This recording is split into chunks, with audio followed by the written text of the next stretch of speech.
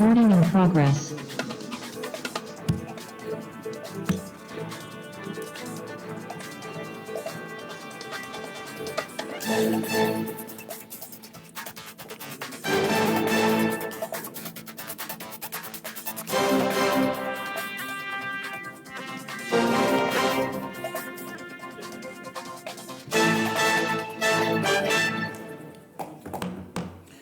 Good evening. Today is Monday, August 11th, 2025. It's approximately 5:30.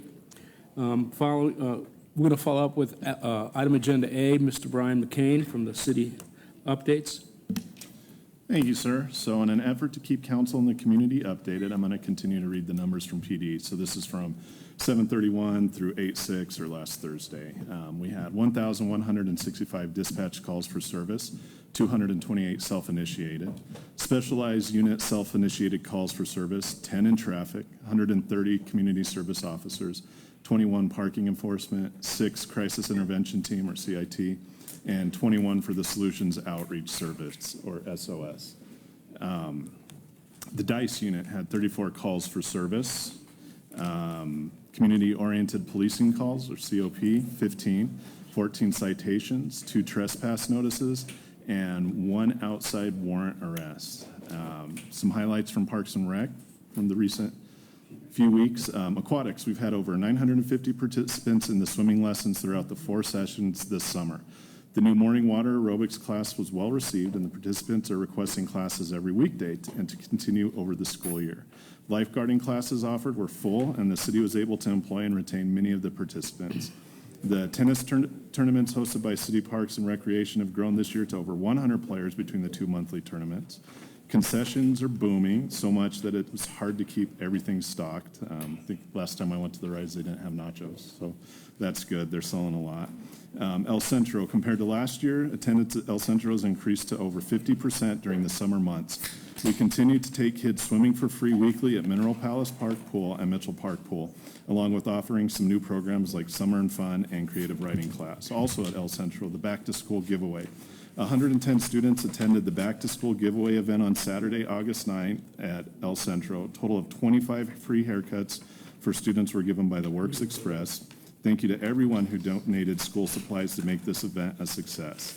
And just across the board, staff retention has been very good for Parks and Rec this summer, so that's good. Upcoming, we have Roller Coaster Night this Friday, August 15th. Come and ride the roller coaster for free that evening, anytime between 5 and 9 p.m. Join us at City Park by the Rides for a free movie in the park on Saturday, August 16th. Pre-movie activities start at 6:30 p.m., and the movie starts at dusk, and they're showing High School Musical at that. And then everybody that's driving by JJ Ragosa Park, there's a mural that has recently been painted by local artist Matt Taylor. The mural is part of the Community Design Park project. The artist has also offered to teach community art classes at the park. The project has been very well received by the neighborhood. And that concludes my updates. Okay, any comments, questions? Mr. Flores, are you? Okay, any other questions? Okay, we're going to move on to Petco Quarterly Update. Mr. Jeff Shaw, the President and CEO, 15-minute presentation. And put your mic on, Mr. Shaw, please. Thank you. Thank you, Councilman. I appreciate you telling me to turn the mic on because that's something I'm historically really bad at doing. So we just, in an effort, and I appreciate the time, we try to update City Council and probably don't update it as often, and so we're going to try to make it an intention to give an update on kind of our prospects, what we're working on, what we're doing, try to do this more regularly to try to keep both council up to date as well as the public up to date. We're also working on a couple things internally, so how we can try to update the community on what we're doing. So just briefly, and I don't think I'll take 15 minutes, but certainly open any questions people may have. We always start the update on just reminding everybody what we do and what we don't do necessarily, and this isn't to minimize what other efforts should be necessary in the community, but again, our efforts is to attract, retain, and expand primary jobs. For those that aren't familiar with the primary jobs meaning and what that is, primary jobs in the traditional sense are those companies that manufacture. Did I break it already? No, it wasn't you. We're going to turn the document camera so if you did want to put your slides. This is just internal notes. Yeah, no, I didn't do slides for this one, and I'll explain why here in a few minutes. Thank you. Yeah. No, you're okay. So what we do is primary jobs are those companies that manufacture a product or service, and 51% is exported out of the community. That's not necessarily the service and the retail side. Those are companies, example being, the easiest example of primary jobs would be somebody like an Evraz. They're manufacturing a product, whether it's long rail or tube or pipe, and it's exported out of the community, and then those jobs are then creating an additional economic opportunity. That is not necessarily the retail and the service side. That's just not what our mission is. It's not to say that's not essential and that's not necessary in the community, but that's just not what we do. It's the attraction, retention, and expansion of primary jobs. Unfortunately, we list those, but they're not necessarily level of importance. We always say the most important thing we do on a regular basis is the retention. In the economic development world, the most important thing you need to focus on is how do you keep your companies happy to make sure they stay here, because it's easier to keep them here than it is to bring a new one in. The second level of importance is expanding them. What companies are here and how can we expand them, both with either new product line or some other opportunity. Suppliers, there's been a number of companies that have expanded in the community. And then obviously the one that gets the most success or people watch carefully is how many companies have you brought in, the attraction side, which is the hardest part of economic development because it's a competitive world. It's competitive inside the state, it's competitive outside the state, it's competitive in the United States, and really kind of now in today's world, worldwide. So not minimizing any of them, but certainly we think they're all equally of importance, but we focused a lot of attention on the retention side of it and expansion. Certainly, not to go back in our long history, we were founded in 1981, about 99 companies. We've assisted, certainly not all those are here. We count about 36 companies still call Pueblo home of the ones we brought in. It's about 7,500 primary jobs.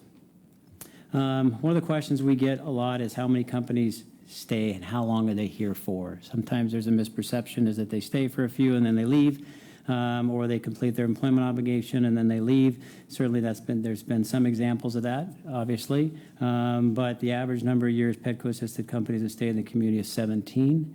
We usually incentivize for 7 to 10, so there's certainly an overage of that.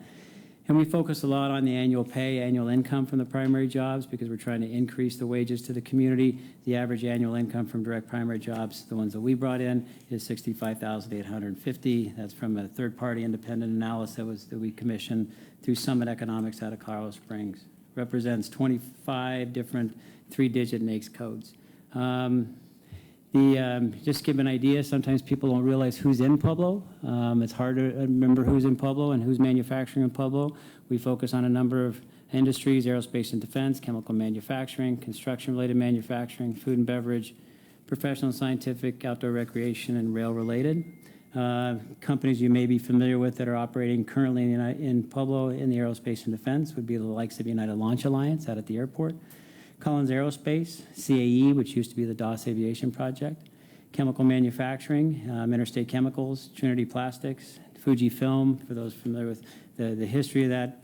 That used to be the old Ashland facility, and then it was KMG Electronic Chemicals. Now it's Fujifilm. They manufacture product for the semiconductor industry. Food and beverage processing, the likes of TR Toppers, Solar Roast, Mission Foods, Walters, Grady's, Gulf Coal Manufacturing, which out at the Airport Industrial Park. Construction-related manufacturing is one of the strongest clusters in Pueblo.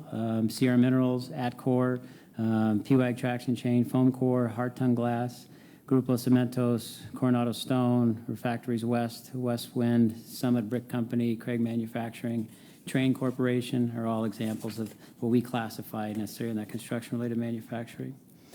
Professional and scientific is kind of one we're trying to move towards, but there's also some companies operating into it. This is a cluster that we're trying to focus on, that expertise that's coming out of the Bechtel project, what kind of workforce is coming out of it, and how can we help with some of the potential like entrepreneurial stuff. No secret, rail-related is important to Pueblo. So rail-related industry in Pueblo is significant, obviously, from the strength of which was then Evraz. Now it's a new company, Rocky Mountain Steel Mills, I believe is what their new ownership has branded it as, MXV Rail, LB Foster, Vosla Concrete Railroad Tie, a number of companies in logistics and distribution, Big R, Target Distribution, outdoor recreation industry, something like Boreas Campers, renewable industry, obviously.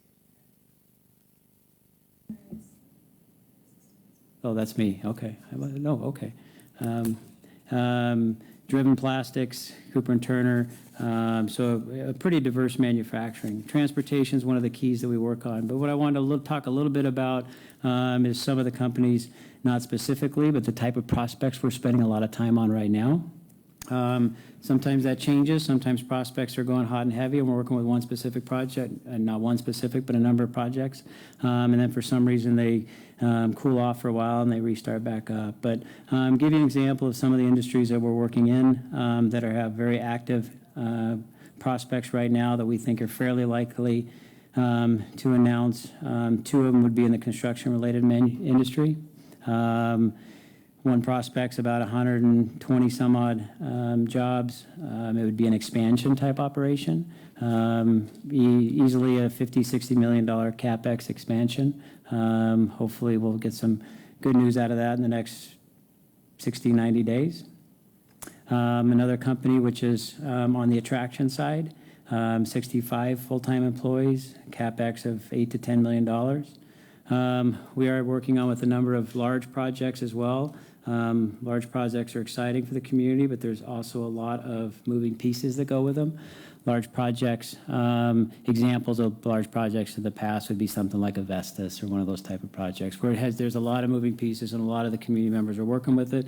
Obviously, large projects brings in the expertise of the city, the county, the utilities, the state, a lot of talented people working on large projects, but we do have one very large project we're working on, would be rail related. It's a transformative type project that we say would be similar to the size of a Vestas. Over 300 full-time employees with a CapEx of over $750 million project to the community, obviously a large economic impact. It's a competitive process. It'll be going to the state of Colorado in the next couple weeks. So hopefully we'll have some good news out of that in the next 45 days. A number of companies in the aerospace and defense industry.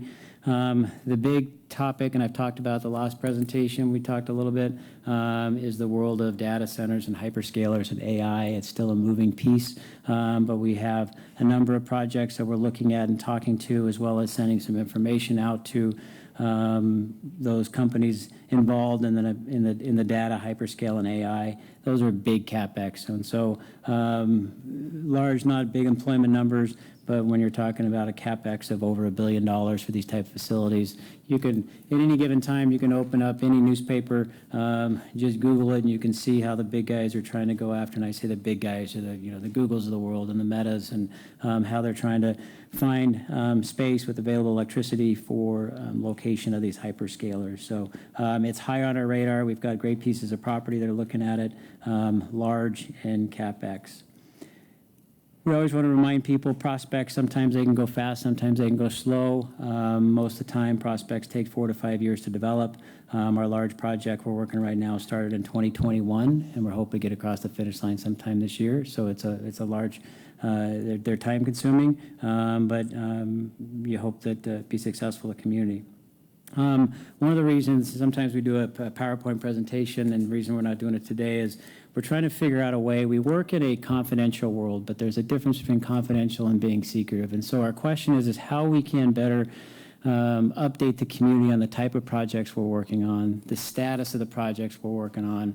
Sometimes they're on hold, sometimes there's different agencies working on it. So we're developing a landing page inside our organization so that it'll be front-facing, so essentially the community can see that these are the type of projects, these are the projects we're working on, so they can get a better idea of what we're doing, rather than just coming in every quarter or every 3 or 4 months, whatever, it's going to be updating it and then sending it out to social media some degree. So I would imagine we'll have that up and running in the next 2 to 3 weeks. We'll let council of the city know on how to get that information out. And again, that's how we can do a better job of educating the community what we're working on, and just know what our partners are working on as well, because we like to say in economic development, it's not just us, it's all our partners working on these type of projects as well. We briefed last week on some of the infrastructure needs of one of our industrial parks, so I won't go into that. Obviously, working with the city on some stuff inside the fence line. I think one of our partners, CAE, presented some of the stuff that they're working on at a previous work session. We think there's a tremendous opportunity in the community to create what we call an A&P, which is an aircraft mechanics school, which is a large demand for aircraft mechanics, and there's going to be a larger demand as this workforce kind of retires out of the community, as well as potentially commercial pilot schools. We're working with both PCC, the city, and CAE on those type of opportunities. One thing you'll hear probably a little bit in the next week or so, we'll be sending a press release. We mentioned it at a previous meeting, but what we've done is also joined up with, it's called the Front Range Economic Collaborative. It started up in Metro Denver, and all the Front Range counties are on it up until south to Pueblo, which we've joined that collaborative. It's not a formal organization where it's kind of a dues, but we share information, we share leads, we share prospects. There will be a large site selector conference going on in the beginning of October that I believe we'll be able to invite a number of the city council up to it, so they'd have an opportunity to meet some of these site selectors, see what they're looking at, see what they're talking about, and also get a better feel for, what's Fort Collins doing, what's Denver doing, what's Colorado Springs doing, how they marketing, what they're doing. It's a week-long conference, and we should be able to bring council as well as the mayor's office up to that, so they can get their questions answered by these large site selectors as well. So with that, I was going to keep my presentation brief today. I'm certainly open to any questions you may have. Okay, Councilor Flores, please. I wanted to talk a little bit about stuff that you don't get credit for, and I think the help that Petco provided in keeping the long rail mill in Pueblo. I don't think that the city really knows the longer story about this, in which it was really the ability to cooperate with the city, with the county, with PURA, Pueblo Urban Renewal Authority, and with Petco. But I don't think people understood how important it was to keep that rail mill in town. There was even talk about the potential of them shutting. They were considering, I think, Vancouver. They were considering Portland, Oregon, and I think a place in Texas. Had they not invested the amount of money in Pueblo for that long rail, we may have lost the smaller factories that we have within the mill. But I wanted to personally thank you, because you were one of the leaders in making sure that we didn't lose that business. So sometimes it's not just about incentives. It's not just about retaining business, getting a lead. It's also about the leadership that you and that board, who volunteer their time at no pay. These are professional business people that understand that area. But I wanted to personally thank you. Because I think it would have been a tragedy had we lost that mill. And now I think with the investment that they've made, they're here to stay in the long run and potentially do a lot of greater stuff for us. I also wanted to talk a little bit about you would think I'd know this answer, because I serve as a city rep to Petco. I've never asked this question, but I've always felt that we do not market our city like we should. I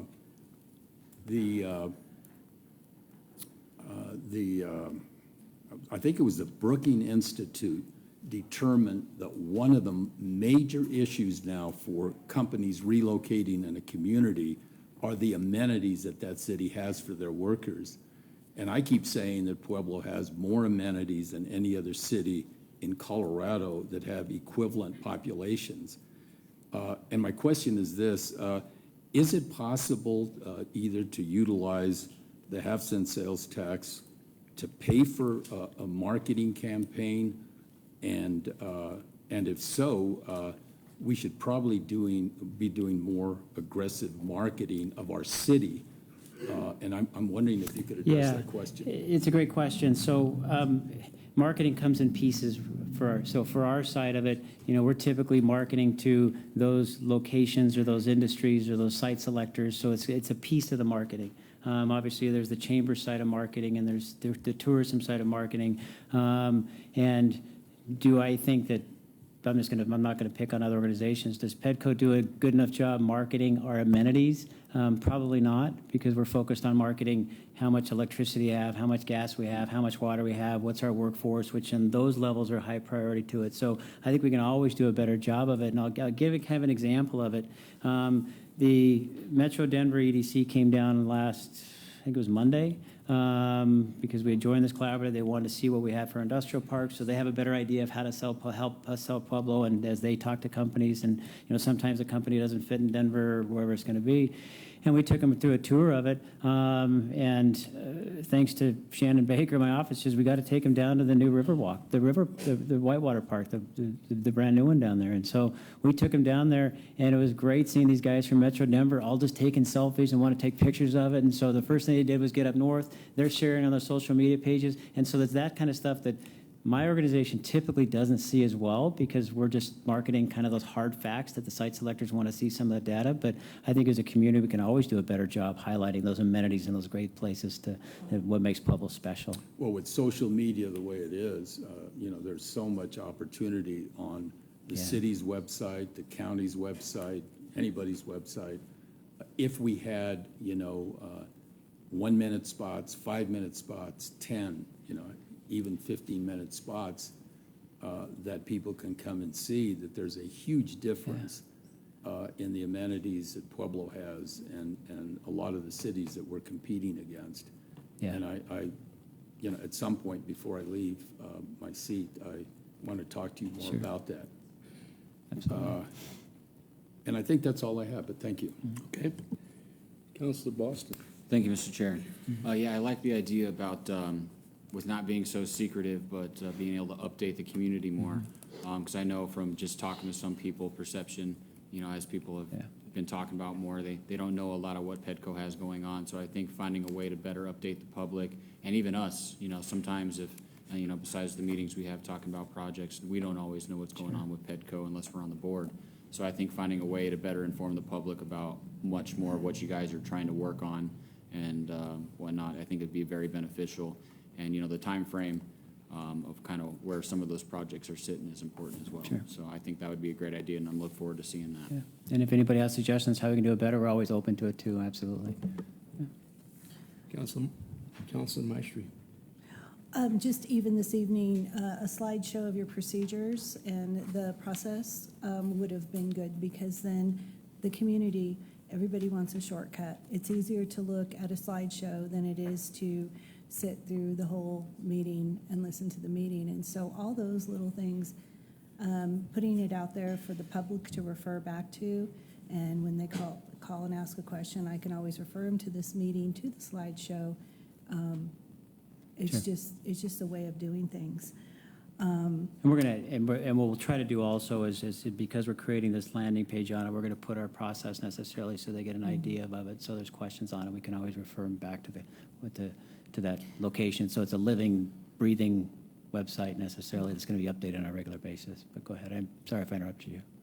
Yeah, because this is an important year, right? We're trying to still keep the half-cent sales tax in place so that we can provide economic development here in this community.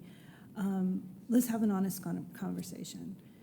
We can talk all we want about amenities, bringing amenities and so forth, but I think the two amenities that are very important here are the school system and what they think, as if I'm relocating my children, the school system is very important. And then also the crime. And so those are two, we could have all the amenities we want, but if we don't take care of those things, now that's out of your control. That's for the city to provide some better safety, address more safety concerns, crime and safety concerns, and then for the schools to address their issues. And, we talk about investment. Are the schools needing more money in order to operate more effectively and be more of a lure to the community? And, are we up to date on our police force? We try to be. We brought in the spot shotter and the real-time crime and safety, and obviously officers. I think last count we're 96 down. So as we can continue to try to build that and build that staff, it just seems like we went from 54, now we're at 96, and that's hard on this community. And so, we talk about certain things and certain amenities, but I think those are like two factors that are probably the most important factors in all of this, because we have to be attractive to the families of the people wanting to come here and open their business and have their employees here and have the community thrive, healthy thriving in this community. And school education and crime and safety are two of the most important. I'm not giving you a pass on not growing that economic development, but I just, this community has to take a hard look at those needs too. Yeah, no, and I don't disagree with you. At the end of the day, as much as, important to have, and I know it's a valid conversation, and it's coming up tonight, it's going to come up all year, and it's going to come up next year, but, those are all tools. But at the end of the day, up until, the data centers and talking about the available electricity, the number one factor is all workforce. It's workforce related. And so the two topics that you're bringing up, the school system and crime, necessarily comes into that. So workforce, if you don't have the workforce, or if you don't have the ability to bring the workforce in, you're not going to have the ability to bring in those companies. So all of that comes into play. So that's why I always say we're all partners in economic development. And so, the education side and how we help, how we as a community can help the great work the police department does on tackling the crime is important for the community. But I did not disagree with you at all. Because our biggest draw, according to the experts, is the reservoir. And then we have a drowning there every week, or almost, okay? And the new water park, we have some safety issues there. And so we have a lot of things to address and get those taken care of, so that we can have more to offer to the community for those who wanting to come in. Yeah, I'm glad you mentioned it, because sometimes I forget, and that kind of goes in the marketing side and the touring side. We always are quick to forget, or we don't point out, or at least I don't, is, the most used, the most visited state park in Colorado is in Pueblo Right. County, right? Right. And just how amazing it is, and we just don't do a good enough job, at least my organization does not do enough job marketing that and showing those amenities, so great points. Yeah. Councilor Martinez. Yeah, I like the idea, Jeff, of the landing page. I like even just flipping through the social media. You guys do a really good job of the different graphics even. So I know that's why Shannon. Yeah. But Shannon does a really good job with that. And so I think that that's a great idea. And, even thinking about that conference that you mentioned of learning from other communities, even tonight we're going to be talking about, increasing the amount of things that we could use for half-cent sales tax because of what other communities are doing. Are you going to be staying around for that conversation to weigh in, Yes. or are you going to weigh in now? I'll stay. I didn't feel it today. This meeting was the appropriate time, but I'll weigh in at the meeting, yes. Okay. Okay, is that it? Councilor Martinez, anybody else? Councilor Latino. I just want to say Bulldogs do great jobs. Keep up the good work. Thank you. For those that don't know, Joe's brother was my principal, my assistant principal, and he did a great job. Thanks, Joe. Any other comments from council, questions? Okay, Mr. Shaw, I think we're good, thank you. Next up is the City Park Bathhouse Historical Renovation. George Consilia, Realtor, Gary Trujillo, Architect. 15-minute presentation, guys, and turn your mic on. Thank you.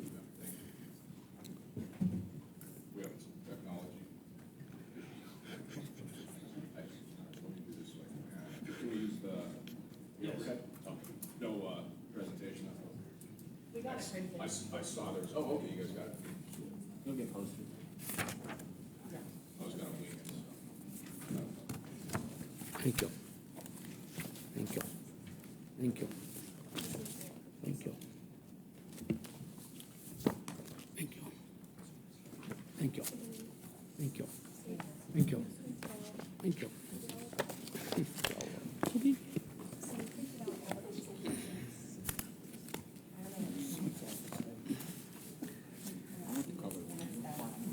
We're going to do this in 15 minutes? Sorry about that, guys. Okay, we're I good. suggest recycling, because I know we're putting a lot of paper out to everybody. Cool. Yeah, absolutely. Thank you very much. So we just put some handouts to everybody so everybody knows what that was. That was the official proposal that we had put together, just so all of council has that document. And yeah, just thank you very much, Chair Gomez, the rest of City Council. Thank you for having us. I'm George Concilia, Gary Trujillo. and we're met here with our the remainder of our team. Collectively, we make up Friends of City Park. So, you know, we've gone through this a lot. I'm sure the building doesn't need a ton of explanation at this point, but just to touch on the history a little bit, what we're really trying to accomplish here is renovation of that historic building. We had submitted a proposal for what we believe to be the ideal tennis facility as well as public restroom. This was in response to the RFP that the city had put out earlier this year. And through that, we had really gathered a strong team of experts, and I didn't find these people on the way up in the elevator. These respective fields, architecture, engineering, construction, contracting, preservation, et cetera. So beyond that, we went on to identify what we believe and the community believed are the greatest needs for the city park facility. And we spoke with actual users of that, people that play tennis, people that use the park, that walk around, use those bathroom facilities, and the maintenance crews for City Park Parks and Rec, because it's important that they're all able to use this building. Ultimately, we developed a full plan, an ADA compliant one, complete with floor plans and renderings. And we also developed financing and operational strategies, both financing for the fundraising and renovation work for the property, but also ongoing operation of the facility there. Ultimately, we gathered a significant amount of support throughout the community. We were excited to push this to a lot of stakeholders throughout the community. We received dozens of support letters, and we feel and continue to feel that the community is eager to support this project. Unfortunately, however, our proposal was ultimately rejected. In May, we received this rejection letter after we had submitted our proposal. I'm sure that's not coming up great. I won't read the whole thing, but just to touch on the 4 points that we were given for the reason we were rejected. Number one, the proposal's stated intent to pursue historic landmark designation. Number two, noncompliance with restroom fixture requirements. Number three, lack of financial guarantees. And number four, delegation of facility operations and restroom maintenance to city staff. Now, I'd like to touch briefly on each one of these reasonings why we were rejected, because it seems as though everything else we had proposed was stomachable. It was these particular things, and I think it's important to understand why we feel strongly about these. First off, the historic landmark designation. Now, this has been discussed and talked about as a focal point of this project from the get-go.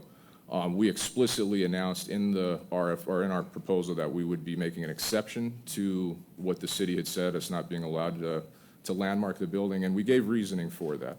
And we were told by the city staff that there were allowances, you could make exceptions to the RFP, and that it wouldn't be an immediate non-starter. So we thought that we were within our bounds. And for the landmark designation, you know, there's numerous reasons, but the biggest one here is financial.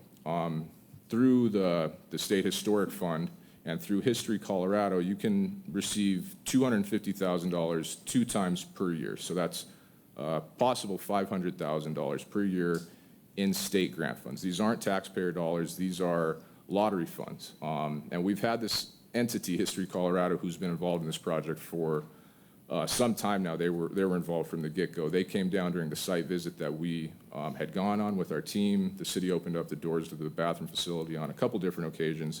They came down, the team from Denver, they spent a couple hours looking at the building, and they feel strongly that the building would be a candidate to receive these state historic grant funds that we've talked about. So, you know, our viewpoint on it is why not go after free money? I know there's a bit of a taboo as it relates to the landmark, concerns that there's, that's the end-all, be-all. That's just not the case. There are ways that we can delist this property should the plan not go how we hope it to. And there's precedent in that with the way that the 8th Street Baptist Church, a local property, was delisted earlier this year. I was part and parcel to that as I sit on the Preservation Commission. So there's ways that we can unwind this should we need to, but I firmly, confidently believe that that's not going to be the circumstance. The second reasoning that we were given as far as the rejection was the fixture count in the bathrooms. So what we propose is 10 fixtures, so fixtures being toilets, 5 men's, 5 women's, and 3 lavatory sinks in each restroom. Currently, 2 men's, 2 women's, 1 sink in each. So what we're proposing is a substantial increase upon what's already there. What HGF, which is the architect that had put the former plans together that ultimately was voted down, they had 13 total fixtures, 6 men, 6 women, 1 unisex. So we're very close to what was being proposed then.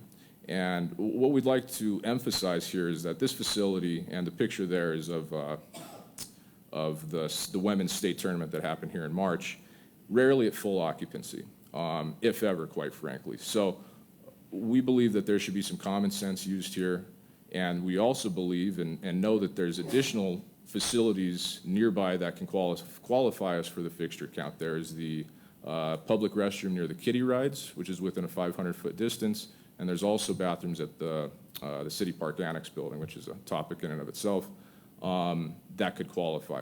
On top of this, during the peak times, i.e. the state tournaments, we propose we bring in additional facilities, porta potties, put them on the north and south wings so that there's, no question that there's ample facility. But I truly believe, based on my time spent at these tournaments, while there's only been 4 total toilets, that there will not be an issue. The third point, lack of financial guarantees. Now, I don't disagree. We don't have the check in the bank account with the $750,000 that we believe is going to take to finish this project.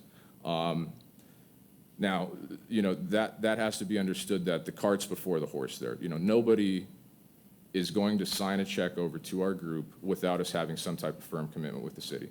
And that's just common sense. And we've got commitments from individuals, we've got commitments from groups, and we're confident that those commitments will come to fruition.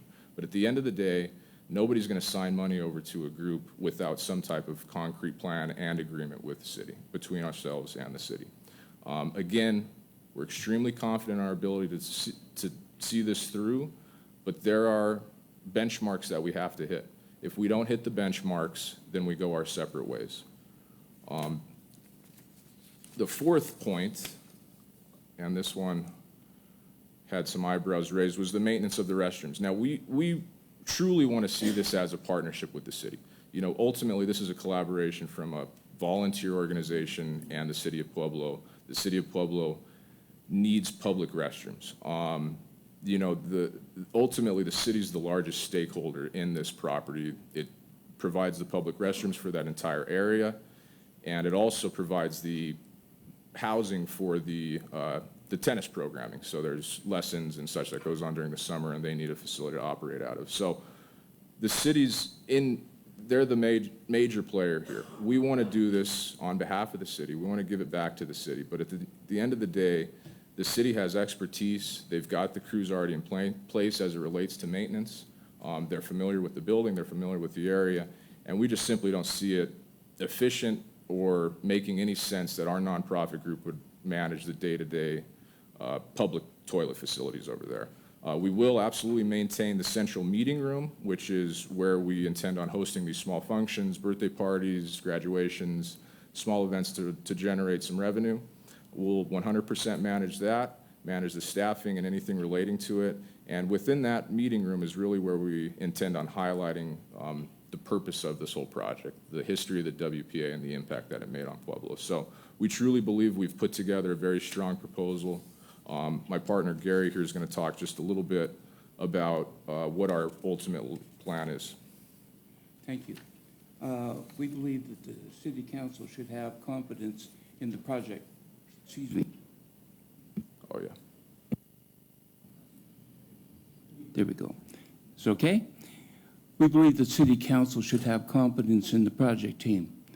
The Friends of City Park is a team of dedicated professionals with the combined experience of over 100 years in preservation of historic structures. Our opinions may differ from the reports that were used in the previous construction plans.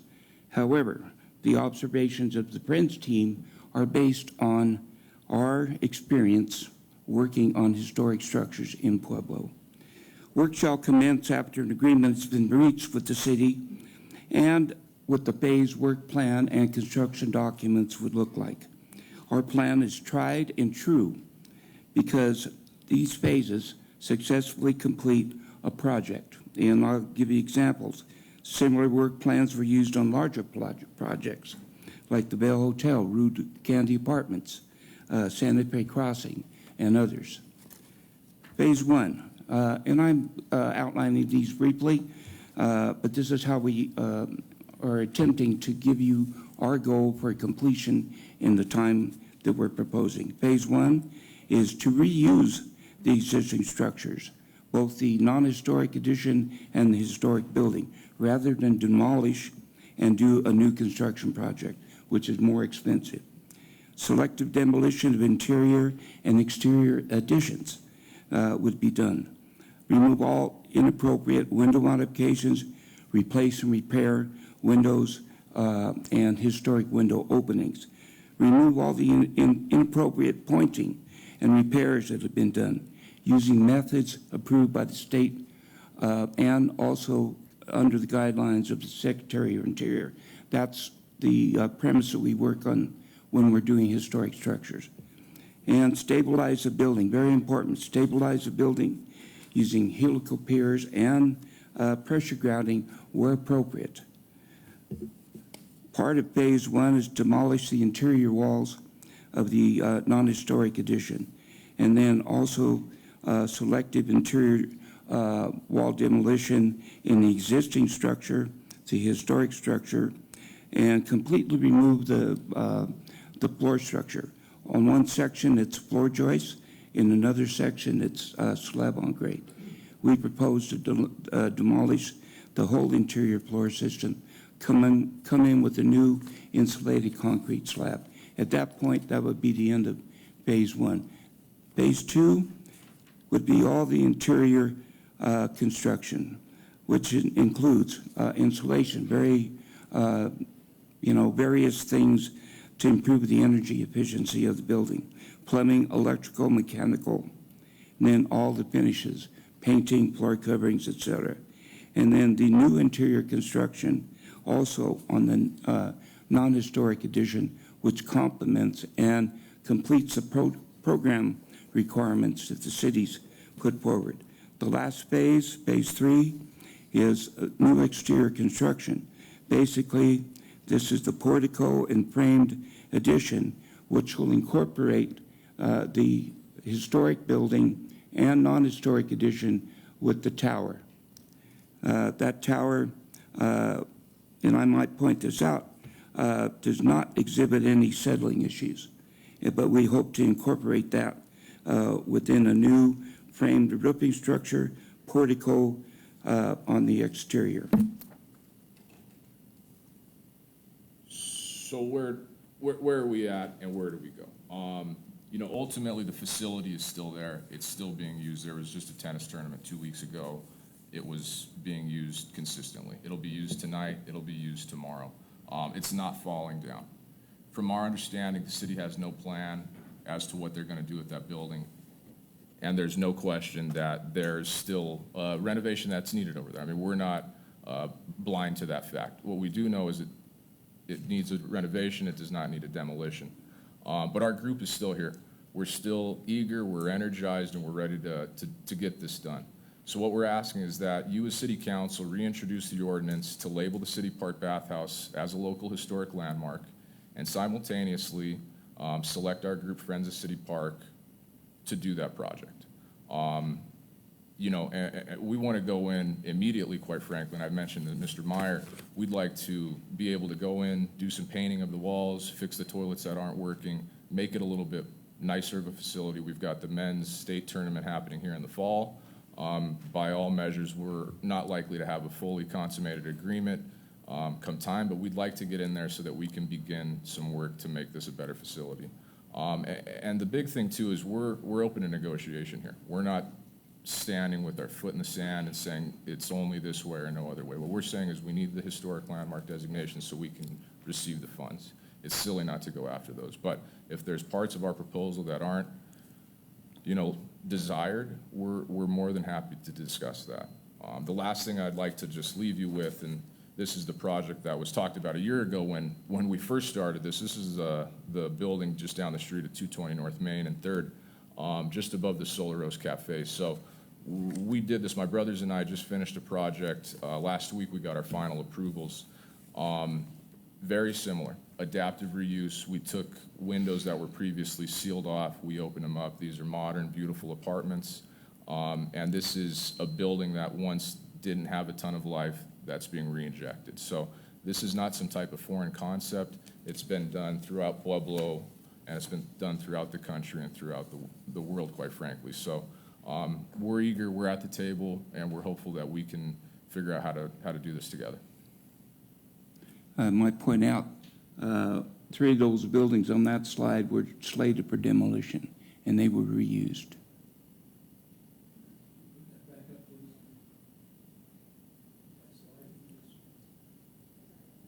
This one here, oh yeah, I'm not sure what you guys are saying. We'd love to discuss, have some, open to answering any questions that you guys might have. Thank you so much for listening to us, and thank you for having us. Councilor Flores. I had the good fortune of working with the Housing Authority for over 40 years and had the good fortune of working with Gary. He was an employed in-house architect for the Housing Authority. And his list of accomplishments with historic buildings like Central Grade, like the Rood Building, the Vale Hotel, I don't know, there was many, and then the Woodcroft, which we lost in a fire. That was crazy. But in Gary, you have an architect that would be hard to find anywhere in the United States when you think about your body of work. You also have another architect out in there, Gary Anzuini, who is probably the first person to take seriously the developments that we see now on the Riverwalk. He built the first buildings along the Riverwalk. And then you got Brett Verna, who, has built many, many things in Pueblo. So we have, I just want to point that out because this is a serious group of people that are serious about this. And I just wanted to ask some questions regarding this whole process. And that is, what would you say if you put a dollar amount on the amount of time that you spent on not only of your time, but of the plans that you put together, the schematics that you put together? I don't know if you could put a dollar amount, but I mean, you guys have already invested in this project because of your love of historical buildings. And I can answer that. Probably in the neighborhood of 30 to 35,000, and I say that based on my experience putting together RFPs, that we've answered, plus the schematics that were done, and so the amount what the team has done regarding the proposal and answering, the questions in the time. So if I had to give you a dollar amount, that's roughly what it would be on the open market if you paid professionals to do that. right. I wanted to go back to the RFP because there was one thing that stood out, and I did not know this, but in that RFP, which I've never heard of this ever happening before, in the RFP, and I need a clarification, they actually included in the RFP that you guys were going to be responsible for cleaning the toilets forever? Is that the way it really read? Yeah, and again, I touched on it just because I think it's a serious point, and it's obviously one of the reasons is that we were denied. And yeah, that was that was listed in the RFP that it would be the full responsibility. And again, that just, it doesn't make logical sense. You know, you think about the needs of the building. It's the tennis community, Parks and Rec, and then the public restrooms, which I don't know which department that ultimately falls under. But if we're to be the primary holder of the building, and we still need to take care of all, like, it makes no sense for us to be involved in the day-to-day operation. The tennis facility makes just as less sense on the bathroom side. So if we were to pursue that agreement, we would almost need some type of landlord-tenant agreement, which that's not what we're looking to get into. We're in collaboration with the city. We want to do this in conjunction. Is it fair to say that you're in a position of doing this project and really gifting this back to the city? It's really a gift to the city because the asset belongs to the city. It belongs to the city today. It's going to belong to the city after you renovate it. And you're basically offering a gift here to the city and allowing to be able to pursue the renovation of this historical building. Did I That's a put good that point. correctly? Yeah. I might point out one thing regarding the maintenance. Long-term maintenance requires a revenue stream. What would we do? Charge for the use of the bathrooms? I mean, the revenue stream just isn't there for, you know, if you had a facility such as a kitchen or something, you did a lot of food service, maybe you might make a buck or two. And then my But last, just to touch on the last point you had made there, Counselor, absolutely. I mean, we have no ultimate ownership in this building. You know, we're looking to sign a lease agreement where the ownership wholly remains within the city. The lease agreement, what we proposed was for a few years, whereby it would transfer back to the city after we've, you know, put the pieces in place to make it operational. Long-term donors is who we've been contacting and want to work with so that we can hand this off with long-term funding in place on a contractual basis, moving several years out into the future. But that's absolutely correct. We intend on doing the project, fully renovating it, making it so that it's easy to maintain. It's secure from a security standpoint. We looked at some of the issues with a lot of public restrooms, and we don't want to give a headache back to the city. We want to make this so that it's an easy property to manage, and also a secure property. And, but to your point, absolutely, this will be a 100% gift back to the city. We have no financial incentive here. I'd just like to make a suggestion. I think we, number one, I would like your group to meet with city administration to, I don't know, sit down and negotiate how this is all going to look. This is a fast-paced discussion tonight. But I will bring forward an ordinance reintroducing the historical documentation that you need to pursue additional dollars. I think the administration also has some budgeted dollars, and I did receive some information today, but I don't want to go over the dollar amounts. I think that's something that the mayor and the director of Parks and Rec, they have that information. And it's possible that maybe with the contribution of the city that we can get this done quicker if we put our heads together. And so number one, I will introduce the endorsement. Number two, I would encourage you to meet with the administration and work out the details and anything else that needs to be discussed. Yeah, just real quick, thank you so much, and we'll eagerly reach out to the administration to work with them diligently to get this moved forward. Councilor Martinez. Oh, excuse me, Councilor Maestri, I'm sorry. I'm ready. Okay, we'll take you first. Okay, great. Thank you for that presentation. I do have a couple of questions specifically about the RFP. So the first one is what did the RFP say when it came to total fixtures? Like, what was the requirement?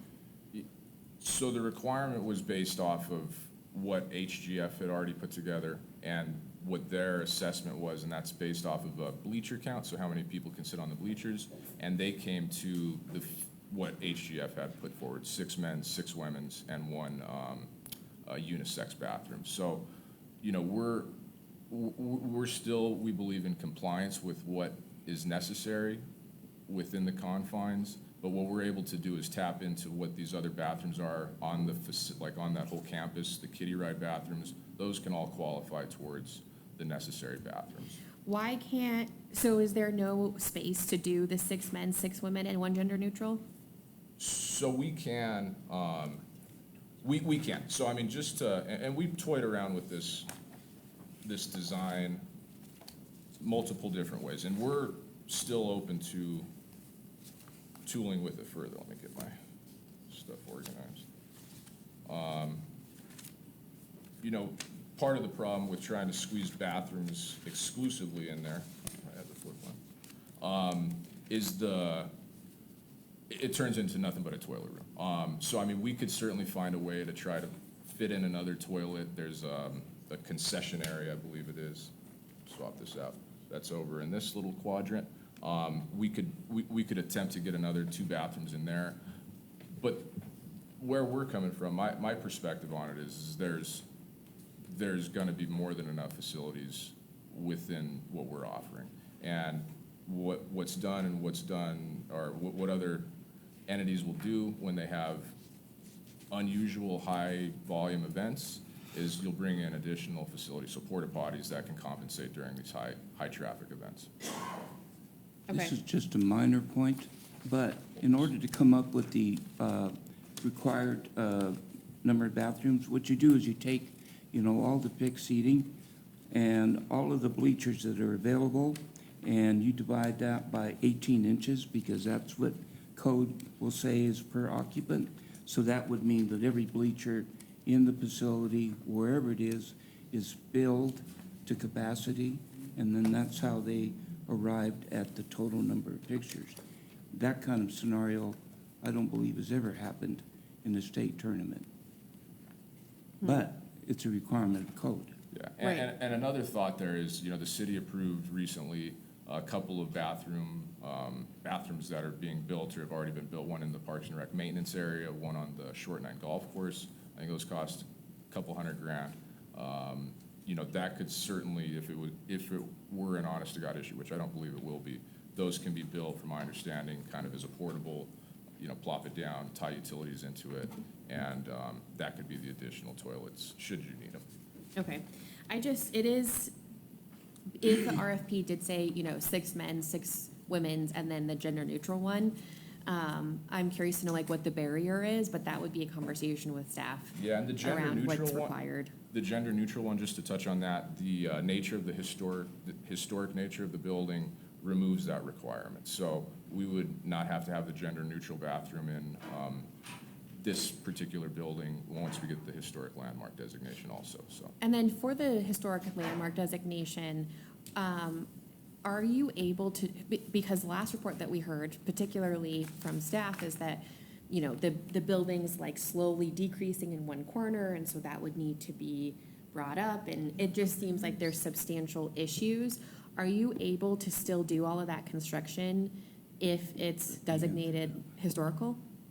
The problem that was, caused the building to sink was a long-term consolidation of the soil based on the poor drainage.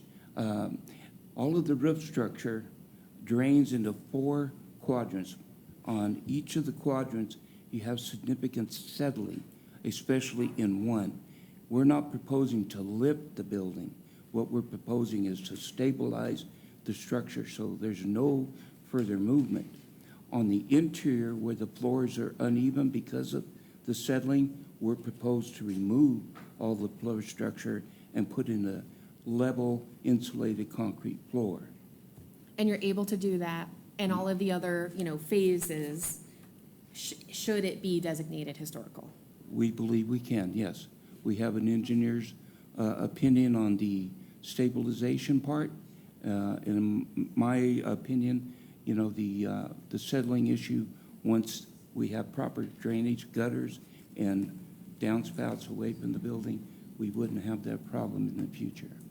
And just to touch on that, the letter that I showed from History Colorado, that's the entity that gives out these historic tax grants, the historic grants. They came down, they visited at the building during one of our site visits, so they saw all of any structural issues that are there. We spoke with the team about what the plan is to repair those, and they felt 100% that all of that would fall in, within the designation. And so for that specific historical, History Colorado grant, George, when I did look into it and talked to some people about it, I heard that it was only $250,000 per year max. Like, that's all that you could apply to. So it's 250,000, and Gary knows better, he's done them, but 250,000 twice per year. Once in April you can apply, once in October. You may apply, but you may not be awarded both times. Yes, you can. And my proposal, or our proposal, is bring the state down and map out exactly what your phase plan is, and tell them exactly what you're going to do, and tell them, you know, what components you're going to be repairing, replacing, and so forth, and discuss with them. Because in my opinion, that's the most successful way to do it. That's what I have done in the past on historic structures. Get the state historic office involved ASAP, also bring the state historic fund. They're two different entities, and bring those into the fold right at the very, very beginning. Yeah, I definitely get all of that, and I agree. I just want to, I think that there needs to be some substantial clarification with that, because with the grant experts that I've talked to that even received this before, it's only $250K, that's it. I'll send you a follow-up on that. I'll share it with all the council also from that entity, and they can kind of give some clarity on that. And again, it's a competitive grant, so these aren't like, we're asking for 250, okay, sign here. It's a competitive process. We'll have to apply for it. We're very confident in receiving it. Part of the confidence stems from having that team down here and them saying, you know, this really fits all of the buckets.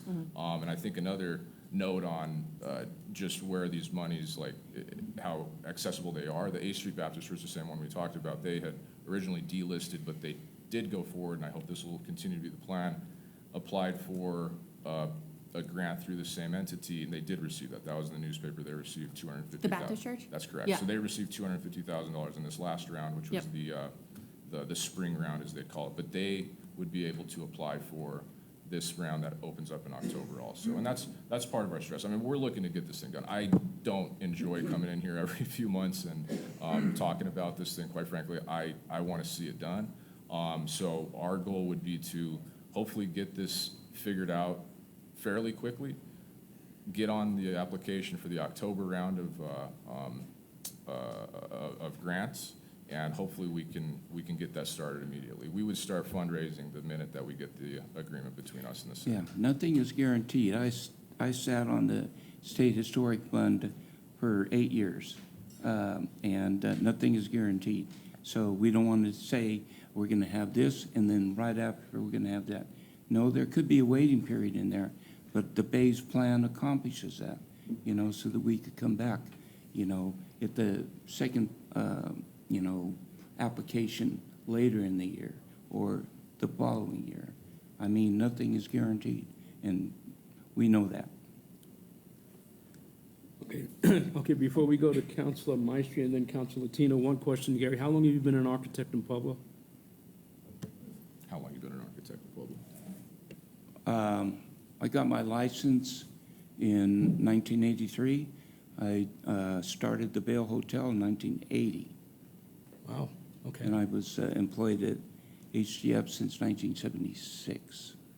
Great. And so Thank you. nearly 50 years' experience. I cut Thanks my for your- teeth on the Vail, actually. Thanks for your service. We got an award, a HUD. It was an award that was in Washington. And we went back, Jack Quinn, myself, the city CDBG officer at the time. And we got that. So there's a bit of experience here in Pueblo with Got it. historic structures. Thank you, Gary. Councilor Maestri. A couple of questions, you know, like logistically, maybe to accelerate what we're trying to do here and like to build the trust. Is it possible to put your plan in for a plan review with the building department so that they certify that what your plans are going to meet the code requirements necessary to meet the, somebody turn up the volume because to meet the code requirements. Because that is the main part of all of this, is to meet the code requirements. And so if you put in for plan review, they will tell us that, yeah, it's a go, or it's not a go. And then that way, we're not already signing on, and, you know, we find out that we shouldn't have signed on because you can't meet that requirement. Because I don't know about the new bathroom exactly. I know that it was specifically placed to meet all of the code requirements, and it was built to meet the code requirements. Doesn't matter if those seats are filled, the fact that they're present under code means that that code has to be met. The other thing is, did it meet code for possible expansion or future expansion? Because if this facility doesn't meet that code, that means requires a further investment for restrooms as the park expands. Those are just questions, they're legitimate questions. You know, we talk about maybe this is a lesser cost is to remodel, but at the same time, did we ever consider that the remodel on this doesn't meet the code requirements for the expansion of the park, and the rebuild did? And so if you go and, I'm not asking if, I'm not gonna ask you if you think it's gonna make code. I'm asking you to prove it by putting it through plan review at the building department, and then that will come forward and say, hey, this is all doable. The other thing too is that your plan, something in writing from the historic preservation, that if we deem it as historic preservation, your plan also meets their requirement. I mean, it's good coming from conversations. I'm not saying that I'm doubting what you're saying. I'm just saying that we have to prove ourselves, right? Because takes a lot of time. And right now, we have what we have, and we don't have anything better, and we don't have a plan for improvement. And so all this time, maybe we could have done something to really prove your case. Because right now, you're saying this, HTF Architects is saying this, but you know what's going to prove it is what regional allows you to do per code. And that's a very good point. And just as we would do with the State Historic Fund and the State Historical Society, we would do that with the building department. In fact, you know, I didn't mention that, but as part of that code requirement on plumbing fixtures, we would go before the plumbing code review and ask for a variance on, you know, one or two of the, as George pointed out, you know, one or two fixtures, ask for a variance, because in reality, in good common sense, we don't need that number of fixtures, because we'll never have that kind of an occupancy. We do have, you know, the ability to bring temporary facilities, but just as you pointed out, Counselor, we would bring in the building department to go over those very same issues. ADA accessibility is certainly, you know, one that we'd have to look at. And like I said, that's also a risk, right? Because the board has to review it. I sit on the regional board. I'm told the only time they don't give variances that slight the code. They give variances, they make concessions for some things, but when it comes to code and safety, they don't really favor in those, are favorable of those. So all I'm just saying is that to accelerate this, because you are the architect and you've already put a lot of time into it, why wouldn't you just follow up with that? And then that way we start really proving that this is the better way to go.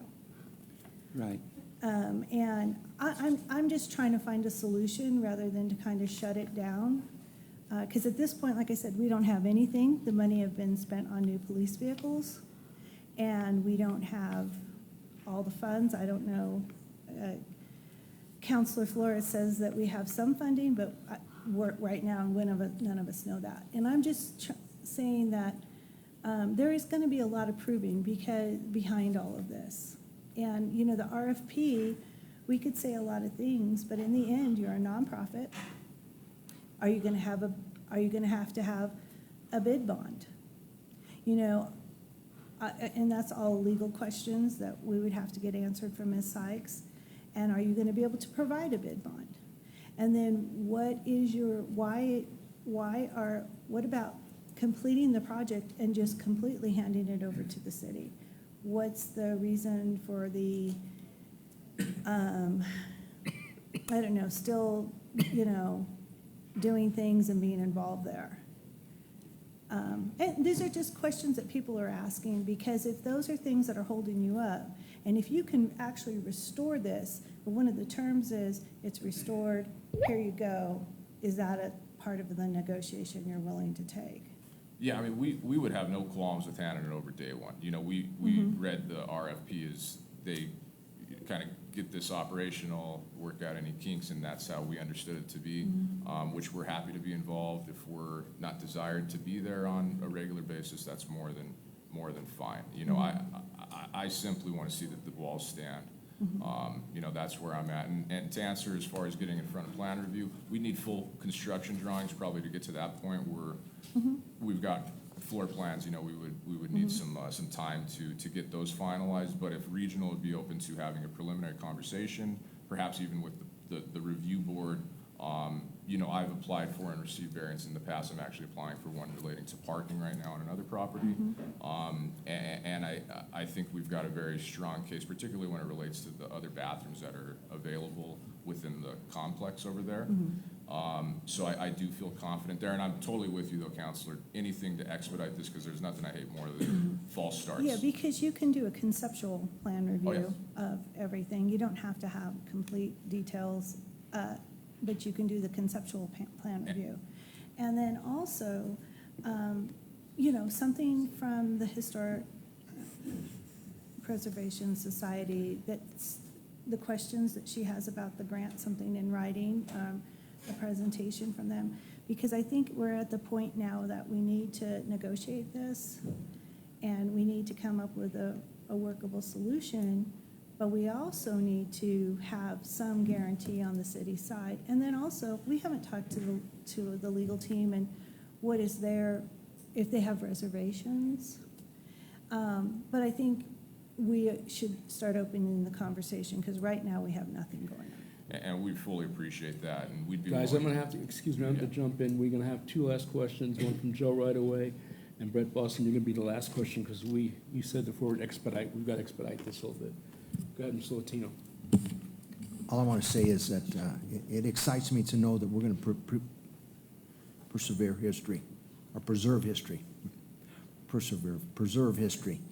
I'm looking at these buildings here, and I think we've talked about this before. We had the Congress Hotel, which is now gone, because there was no vision or foresight in terms of saving something that was as beautiful as that building on the corner of 8th and Santa Fe, which is now a disaster, where they had a water fountain and everything else. So I applaud you.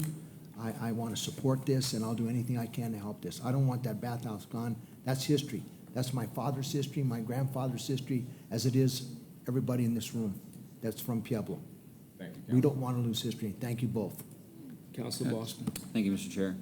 Yeah, it's no secret that originally I voted against the historic preservation of the bathhouse. When you had potential to get a cutting-edge, state-of-the-art facility that, you know, was mentioned, some of the other things were mentioned already, possible expansion, things like that. You know, I just thought, how great could this be? At the time, we had funding allocated. That money is no longer available. You know, so at this point, of course, I was against it. I wanted the new structure. You know, we could have built pickleball courts. It would have been everything that we needed for the future. It would have taken that stigma off of Pueblo. But now, with the current state that we're in, I would say that, you know, doing nothing isn't necessarily the better option either. I know you guys have put in a lot of time and effort into this. I would definitely be open to having something done there rather than leaving this facility in the current state that it's in. But I think that does come with some questions. Councilor Maestri already brought up a lot of the things, so I won't double down on it. You know, I think we do need to look into, you know, some of those code variances. You know, the management portion, I was kind of confused about option number 4 as well, and why you guys wanted to retain portion of it, but not the restrooms. But I genuinely think this is something that there could be a middle ground on. I would like to see something happen. But like I said, I won't ask any questions because a lot of them were already asked by other counselors. But I do see a way forward. hopefully, because leaving it as is isn't the right option either. We completely understand where you're coming from, and we appreciate it. We're just here to come together, and we'll be more than happy. We'll provide some evidence as to what you guys talked about, and we'll reach out to legal to get this thing started in the conversations. The one question I did have actually, though, is when it came to you asking us to designate it historic, you also asked us to designate you as the person that will be doing it. I don't know if there's any legal ramifications around that, or if we have to put it back out to RFP. I'm not sure if we're, as a government entity, allowed to just choose somebody, though. As I said originally, if somebody was willing to come and compete against us for the RFP to save the building, I'd be more than happy to hand off the torch. But we're here, we're ready to do it. You know, the RFP is still in the possession of the city. The ordinance that was originally drafted to label it as a historic landmark is still in possession. So my understanding is we can just recirculate the both of those and go at it that way. But I'll look forward to speaking with everybody. I know there's a lot. Okay. Other stuff going on tonight. Okay, folks, we're going to wrap it up. Thank you for coming. Gary, Say one thing, go ahead, last word. you demolish it, it's gone. Okay, We're only caretakers of our historic structures here in Pueblo. thank you. Thank you very much. Thank you very much. All right, next up, item agenda D, Roundabout Educational Campaign with Eva Cosleone, MPO Manager. 15-minute presentation, I hope.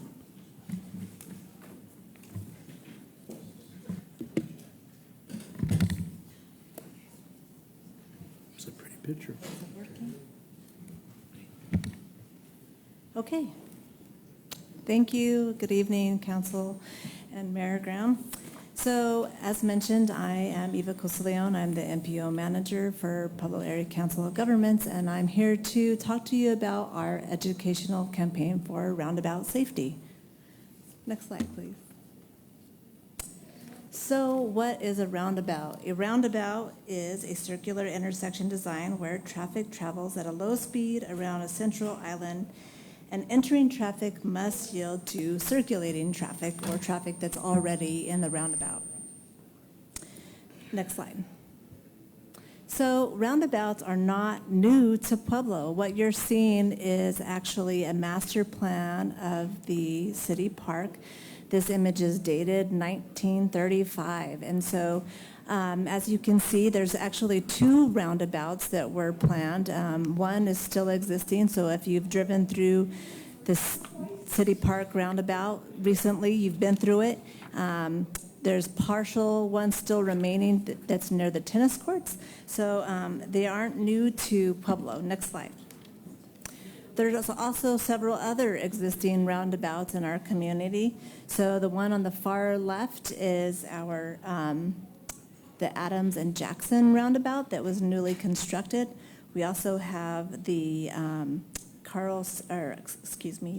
18th Street and Sun Mountain, which is in our city's west side community. We also have the Dillon and I-25 roundabout that was also completed earlier this year. And then other ones that are not pictured here are actually at Troy and Rawlings, which is CSU campus. We also have 18th Street Perry, and then of course City Park. So we have several roundabouts already. So next slide. So why are roundabouts kind of being constructed, or why are they important? They do reduce fatalities and serious injuries by at least 76%. They reduce speed as you enter into them, and it keeps the flow of traffic going. Not yet, go back. So the graphic on the right is the Jackson and Adams roundabout, and before we actually did the construction of this roundabout, we did some before data collection. So the average speed for this roundabout was 35 miles per hour, which had a 60% risk of serious injury and fatality. And then just about 2 months ago, we did some after data installation, and we looked at, it actually reduced the speed at 27%, which is a reduction of 23% reduction. And we also looked at the reduction of risk of 25%. So these are data collected, and we look at the data even before these construction. Several of the roundabouts that are going to be constructed have received highway safety improvement program money. It's federal money that's administered by CDOT. And before these grants can actually be achieved, they have to have a lot of data collection. So for example, this intersection had 2 fatalities. So that was some of the data that was actually collected and therefore received this highway safety improvement money. Next slide. Another big reason why roundabouts are safe is because it reduced conflict points. As you can see from this graphic on the right side, this is what a typical intersection looks like and how there's 32 vehicle conflicts that you can have at a typical intersection and 24 pedestrian conflicts. As opposed to a roundabout, you can see that there's only a potential of 8 vehicle conflicts and 8 pedestrian conflicts. Some information for you guys is that over the past 5 years, statewide, there's only been 5 fatalities at roundabouts, and most of those have actually involved drivers under the influence, drivers just going straight through the roundabout, and none of them have actually involved 2 vehicles colliding, and it's because of the reduction of those vehicle conflicts. Next slide. So here's just some tips to think about when you're navigating a roundabout. It's a quick guide. So you follow these steps and you'll have a smooth and safe journey through a roundabout. You approach the roundabout slow. You yield to traffic that's already in the roundabout and pedestrians.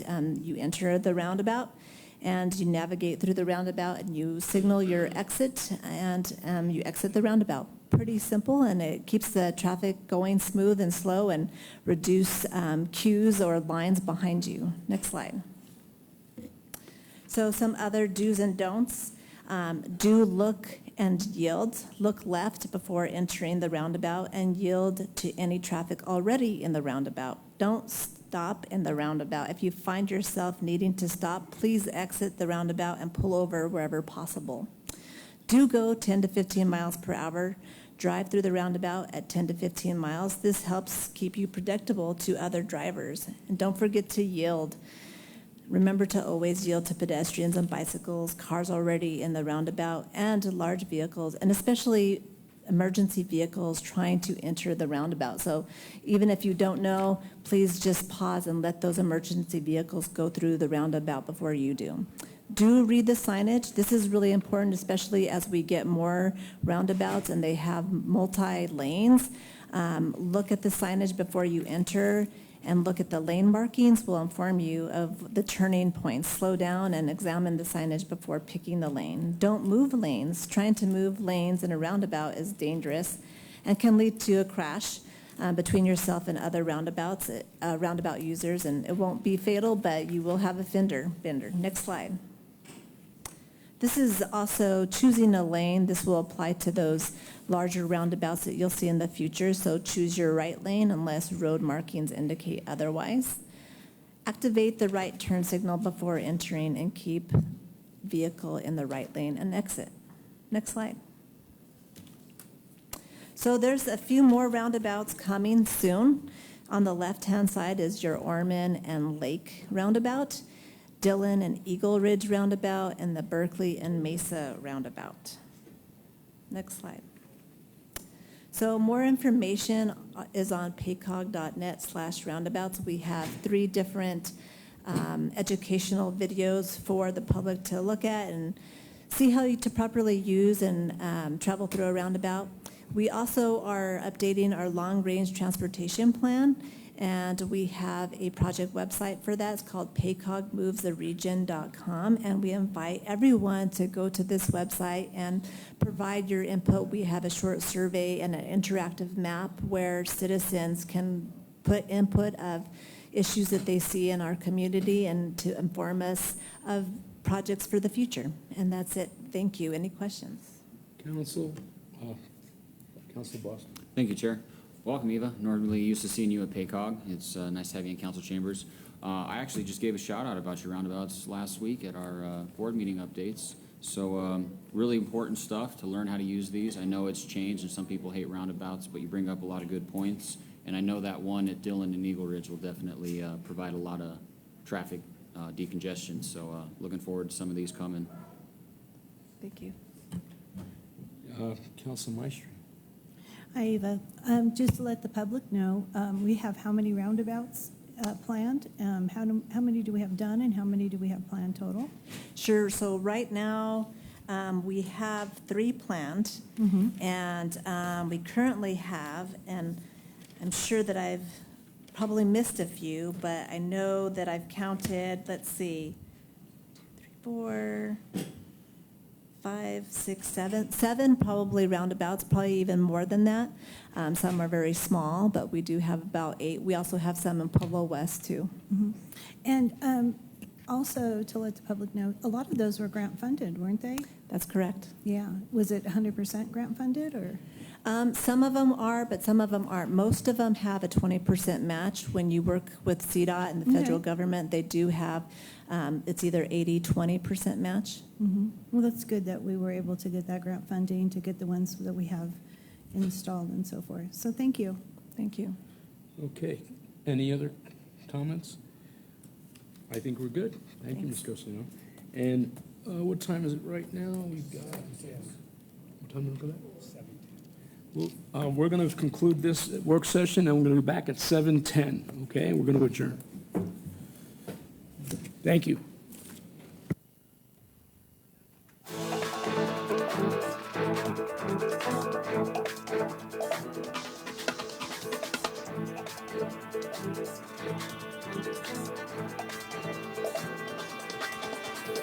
Thank you.